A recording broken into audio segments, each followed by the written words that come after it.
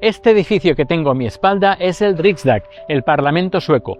Aquí dentro hay 8 partidos representados y uno más que se quedó fuera hace apenas unos meses, cuando 2 de sus diputados decidieron romper y montar su propio proyecto. Hoy estoy con una de ellos, Lorena Delgado Varas, diputada del Riksdag, expulsada de Venstrepartiet en 2025 y cofundadora de Framtidens Venstre, el nuevo partido de izquierdas que se presenta a las municipales de Estocolmo el 13 de septiembre. Vamos a hablar de por qué se fue, qué pasó realmente con Venstrepartiet y qué proponen para Estocolmo. Lorena, para quien no te conozca, ¿quién eres y cómo empezó tu carrera política? Yo soy hija de refugiados políticos que llegaron en 1974 conmigo acá a Suecia. Nací en la salida de Chile hacia Suecia, porque primero llegaron a Argentina, donde yo nací, y después los obligaron a dejar Argentina también. Así que la política ha sido parte de mi vida, nací en eso. Siempre participé en las reuniones de mis papás, como los dos eran activos dentro de la política, nos obligaban a acompañarlos en las reuniones y eso desde pequeña. Pero yo me empecé a activar políticamente a la edad de los 13 años. Entré a las Juventudes Comunistas Chilenas acá en Suecia, para hacer un trabajo político con respecto a Chile y de ahí participé en lo que era el movimiento estudiantil en Chile y después acá en Suecia. ¿Cómo influyó tu manera de ver el mundo desde Chile cuando llegaste aquí a Suecia? Yo diría que hay hartas perspectivas que sería bueno que acá en Suecia también se tuviese, en el sentido de que nosotros volvimos a Chile después de la dictadura y empezamos a participar activamente dentro de la política chilena en un cierto proceso de democratización, pero todavía habían elementos fascistas dentro, y todavía hay dentro de la estructura en Chile. Por lo tanto, sabemos lo que es la represión militar, la represión policial, etcétera, etcétera. Lo que está pasando acá en Suecia, por ejemplo, ahora es que se están implementando las leyes autoritarias, las leyes represivas, etcétera, etcétera, pero la gente no está acostumbrada a vivir bajo eso. Entonces no saben bien lo que significa, cuáles son las consecuencias de los cambios de leyes que hay. Y quizás las personas que sí lo han vivido reaccionan un poco más temprano, porque reconocen los mismos parámetros que estaban allá, están acá. Antes de política fuiste ingeniera química, sí. Trabajaste en AstraZeneca. ¿Qué te hizo dar el salto de ser ingeniera química a meterte en la política 100%? Siempre me ha gustado las ciencias, la química, etcétera, así que eso no era nada raro. Lo que sí, yo quería trabajar con el tema del agua, más ambientalista, pero fue más fácil recibir trabajo dentro de una empresa de producción de medicamentos, como es AstraZeneca. Así que de eso siempre he tenido facilidad en eso nomás, y me gusta. Pero se puede combinar también con lo que es la política, y es interesante también que se muevan distintos grupos dentro de la política, porque uno tiene distintas perspectivas y conocimientos.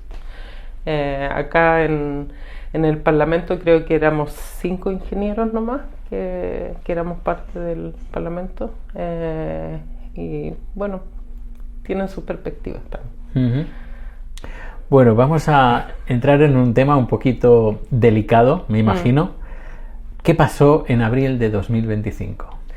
En abril del 2025 lo que pasó fue que yo compartí un tweet de la periodista de Gaza, Pisa Nouda, que es una periodista que yo admiro mucho y que continuamente ha estado contando sobre las realidades en Gaza y la vida palestina, la cultura palestina, etc.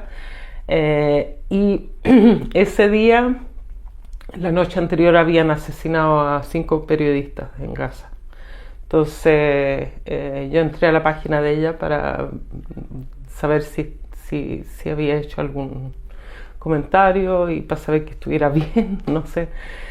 Y ella lo que había escrito anteriormente fue un comentario con respecto a una imagen que compartió otro palestino, que muestra una mano con la bandera de Estados Unidos, de Israel,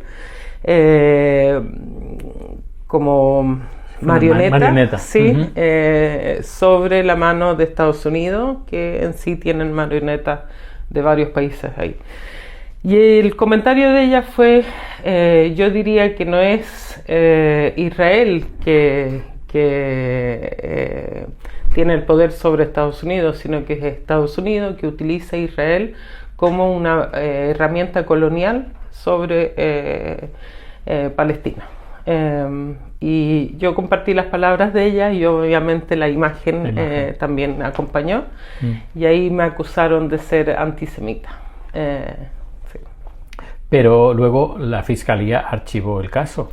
Sí, hicieron una acusación, pero no se pudo probar, además. No, para nada. Ni siquiera lo llevaron adelante de ninguna manera. ¿Cómo viviste esta situación? Supongo que fue muy dura. Muy difícil porque lamentablemente el partido al que pertenecía, el partido de izquierda, reaccionó dentro de, creo que pasaron 2 minutos después de la publicación de uno de los medios de izquierda, en llamarme y decirme que debería dejar el cargo. Y de ahí las personas con más influencia política dentro del partido, o sea, no todas, pero un par de ellas también me llamaron para decir que tenía que dejar.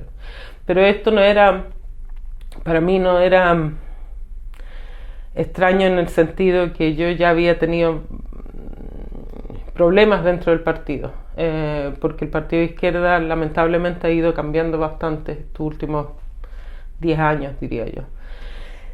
Y empezó con el tema ambiental, donde el partido quiso votar por el cambio de ley para ajustarse a una de las transnacionales acá en Suecia, que Cementa, una empresa transnacional acá en Suecia que necesitaba poder cambiar la ley para poder legitimizar la explotación de cemento en Gotland, a pesar de que ponía en riesgo el agua potable para la gente de la isla. Como un partido ecologista, socialista, etc., deberíamos habernos ido en contra para proteger el agua de la gente. Sin embargo, el partido quiso votar para facilitarle a esta empresa transnacional de poder seguir explotando. Ese fue el primer cambio, y ahí ya internamente hubo señales para los compañeros que eran activistas ambientalistas de que no debían salir mucho en lo que era el activismo climático. Y ahí empezó mis problemas con lo que es el liderazgo del partido de izquierda. Después llegó la guerra con Ucrania, o sea, Ucrania-Rusia, y ahí junto con otro compañero, yo era parte de la directiva del partido, pusimos la moción dentro de la directiva de que como partido no debíamos facilitar la entrega de armamento a Ucrania, sino que en ese caso que le entregáramos ayuda humanitaria. Y logramos convencer a la directiva del partido, pero no le pareció a los líderes del partido, y ya el día siguiente, cuando fue después de la votación, algunos de ellos no quisieron ir a votar en el Parlamento, por la propuesta de nosotros, y en la tarde salieron y dijeron que iban a revocar la decisión que se había tomado en la dirección del partido. Y así. Claro, con el tema de Palestina, más o menos 3/4 de lo mismo. Sí, sí. Me es gracioso porque cuando hace unos 16 años vine aquí, sí. Las primeras elecciones yo no sabía a quién votar y comenté, bueno, pues a lo mejor voto Westerpartiet, y no sé, alguien me dijo, no, estos son los comunistas. Claro, de pasar de un partido comunista ahora que, no sé, pero de izquierda, no sé, he perdido mucho el nombre, no queda mucho. No. Bueno, hablemos ahora de futuro, sí. Y además hablemos de Framtidens Venstre. Sí. ¿Por qué esta respuesta de fundar un nuevo partido? Bueno, una que vemos la necesidad de poder organizarnos de una forma distinta. Como conversábamos delante, las cosas han cambiado acá en Suecia. Tenemos un Estado mucho más represor. Han cambiado incluso las leyes con respecto a los derechos democráticos de cada uno. Por lo tanto, el trabajo político que se tiene que dar de base es distinto al que se daba hace 10 años atrás. Por lo tanto, creemos que una estructura política debe ser distinta, la orgánica debe ser distinta para poder trabajar de una forma activa dentro de lo que es la sociedad sueca. También no vemos que el partido de izquierda vuelva a lo que era la política de izquierda de antes. Va a tomar muchos años porque ya han dejado de lado varios de los temas que a nosotros son sumamente importantes para cada uno de nosotros. Por lo tanto, decidimos de que sí hace falta una alternativa política y que la debemos hacer de otra manera. Así que yo y mi compañero Daniel Riazat, que dejamos el partido juntos, empezamos a trabajar junto con otros compañeros para ver qué podíamos hacer. Habéis decidido no presentaros en el Riksdag, pero sí en el Ayuntamiento de Estocolmo. Sí. ¿Por qué esta estrategia? Porque creemos que hay que construir la base primero. Somos un partido nuevo, iniciamos en diciembre y hemos conseguido miembros en más o menos 160 comunas, y de ahí a poder organizar a cada uno de ellos requiere de tiempo y energía y etcétera. Así que la mejor forma, pensábamos nosotros, que era empezar a construir en forma local y ahí sumar a los compañeros en sus comunas, ¿no? Además que esto no se puede hacer de un día para otro. Claro. Así que... formáis coalición con Feministerna sí. y Socialistic Alternative, sí. que se llama la Stockholms Väster Alliance. ¿Cómo se reparten las prioridades entre partidos tan distintos dentro de la misma lista? Bueno, la verdad es que los dos partidos que trabajan con nosotros, las feministas y Alternativa Socialista, querían que nosotros lleváramos adelante la alianza política. Una, porque tenemos mayor cantidad de miembros en nuestro partido, y yo y Daniel hemos trabajado muchos años como representantes de partido político. Así que tuvimos un congreso en marzo donde juntamos los tres partidos y decidimos cuál iba a ser el programa político para la alianza, y de ahí hemos trabajado muy bien con los tres partidos. Porque uno de estos planes de la campaña es acabar con el ánimo de lucro en el bienestar y bajar los alquileres, frenando la venta de vivienda pública. Sí. ¿Cuál sería el primer paso concreto si entráis en el pleno del Ayuntamiento de Estocolmo? Bueno, una es bajar los arriendos de los departamentos, y eso no es No es difícil hacerlo, es una decisión política que hay que hacer.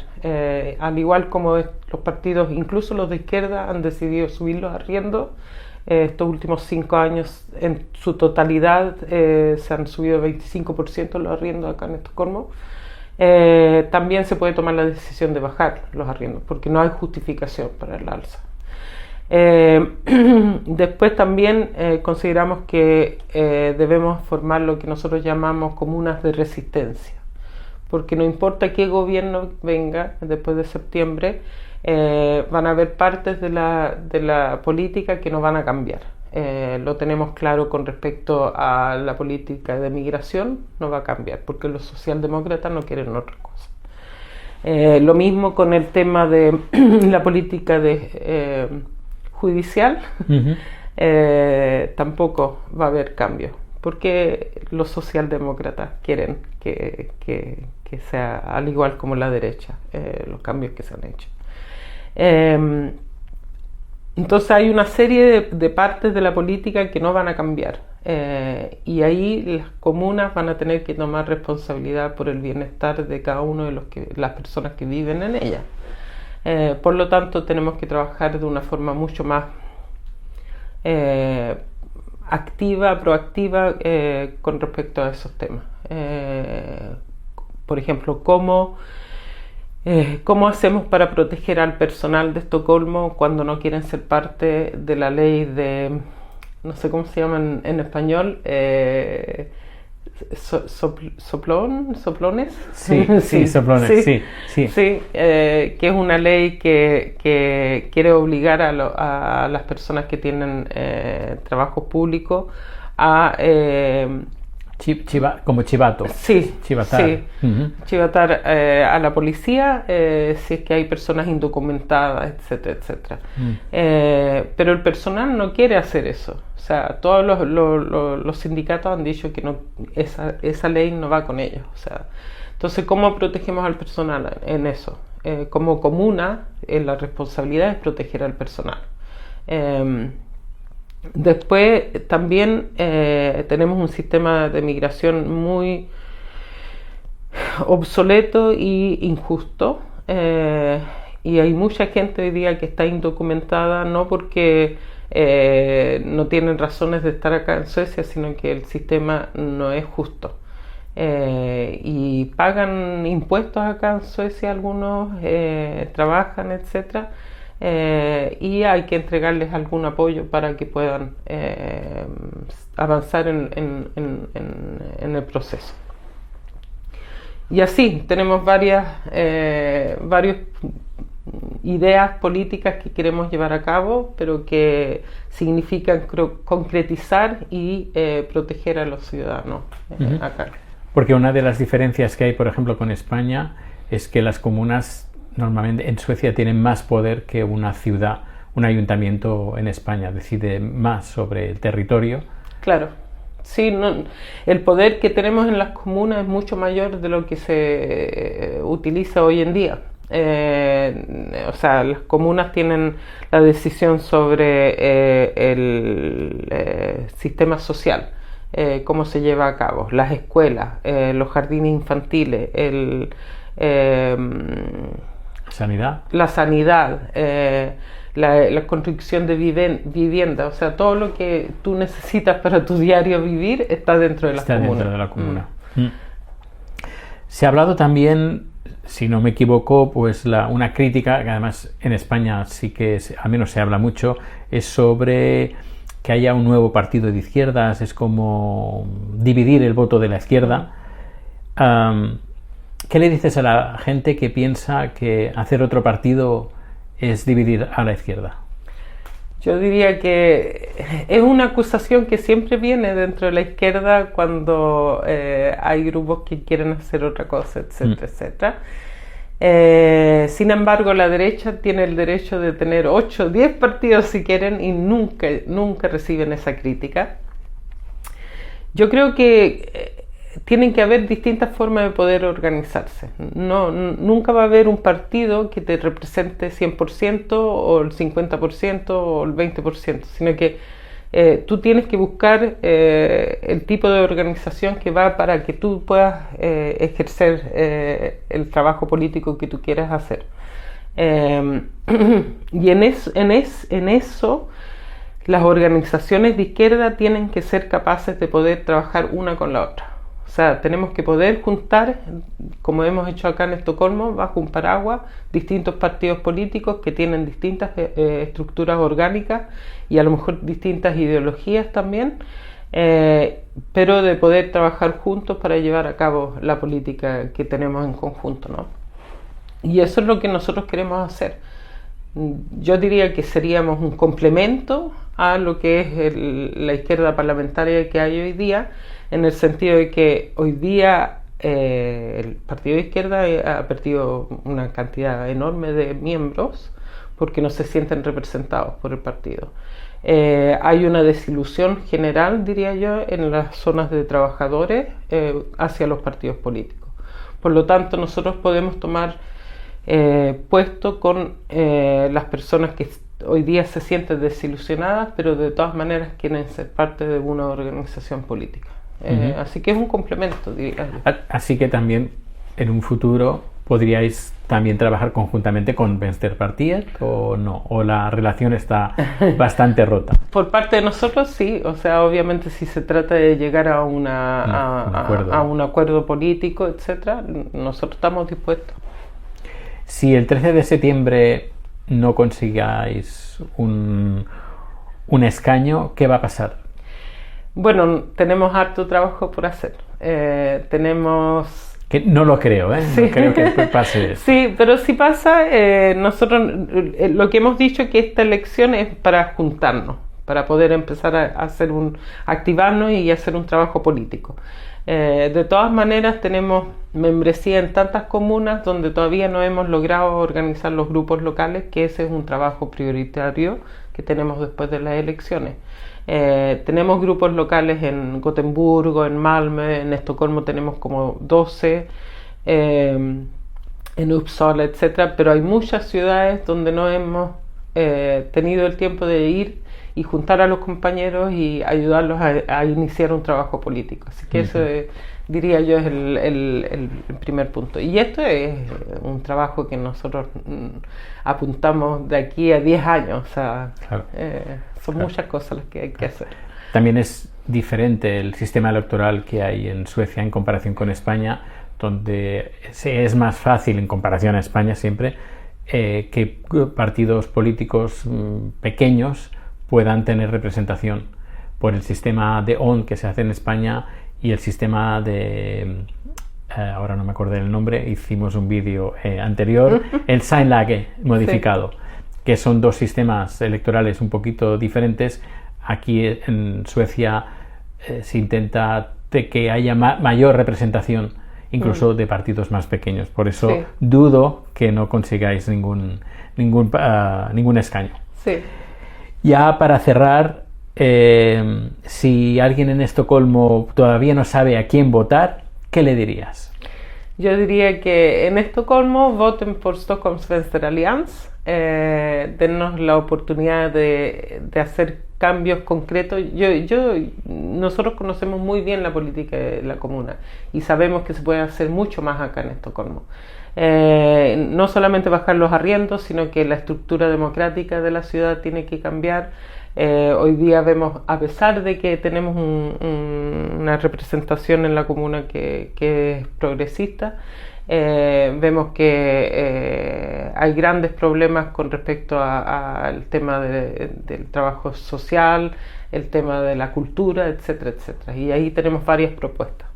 Y bueno, en la parte nacional yo diría que prioritario sacar al gobierno de derecha, pero también estar consciente de que la socialdemocracia no quiere cambiar muchas de las políticas de la derecha. Así que el trabajo político tiene que continuar. Claro. ¿Te gustaría añadir alguna cosa antes de terminar?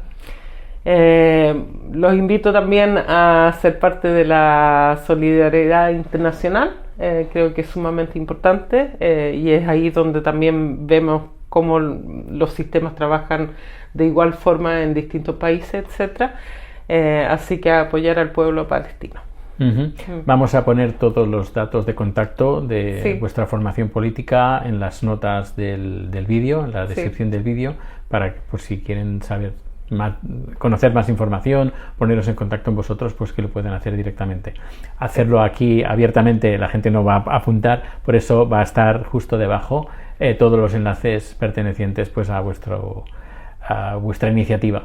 Muchísimas gracias, muchísima suerte. Gracias. No creo que necesitéis suerte, porque yo creo que ya la lleváis, porque como he dicho antes, Belzer partía de un partido que venía del comunismo a lo que es ahora, que ya no es, y habiendo ahora un partido con una alternativa más real del movimiento de izquierdas, yo creo que, y más siendo Suecia, Sí, tiene que triunfar. sí, gracias. Mucha suerte. Gracias.